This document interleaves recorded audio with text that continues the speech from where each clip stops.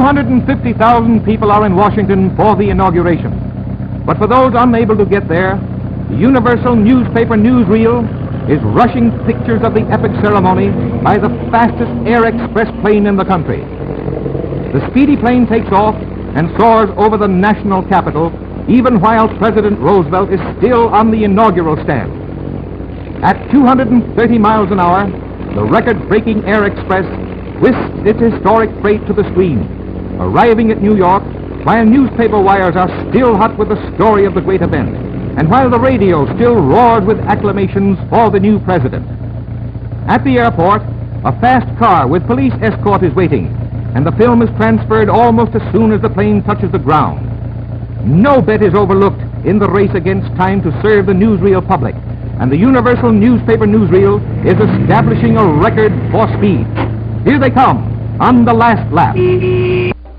And here it is, the beginning of the greatest drama in American affairs, the creation of a new chief executive. According to time-honored custom, the retiring president and the president-elect ride together from the White House with congressional escort down the long and crowd-packed Pennsylvania Avenue to the Capitol, where Roosevelt is to take the oath of office. Enthusiasm is at its height. Never was there such a joyful, jubilant, yelling, applauding inauguration crowd. Roosevelt is the nation's idol here today.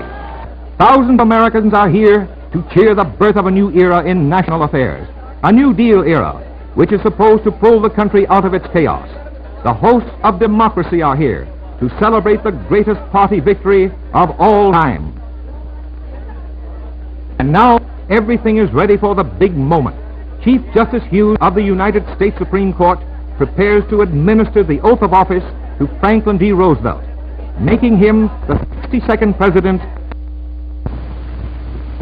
You, Franklin Delano Roosevelt, do solemnly swear that you will faithfully execute the office of President of the United States and will, to the best of your ability, preserve, protect, and defend the Constitution of the United States. So help you God. I, Franklin Delano Roosevelt, do solemnly swear that I will faithfully execute the office of President of the United States and will, to the best of my ability, preserve, protect, and defend the Constitution of the United States. So help me God.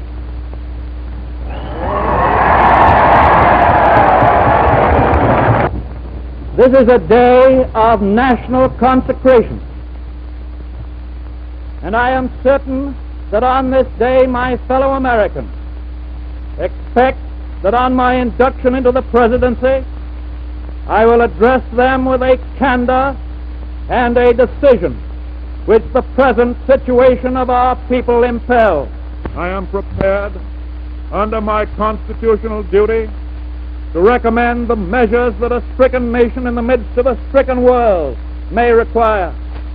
These measures, or such other measures as the Congress may build out of its experience and wisdom, I shall seek within my constitutional authority to bring to speedy adoption.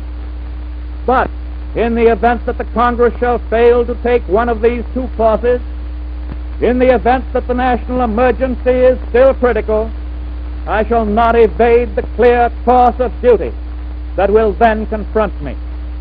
I shall ask the Congress for the one remaining instrument to meet the crisis: broad executive power to wage a war against the emergency as great as the power that would be given to me if we were in fact invaded by a foreign foe. This nation is asking for action, and action now. In this dedication of a nation, we humbly ask the blessing of God. May He protect each and every one of us. May He guide me in the days to come.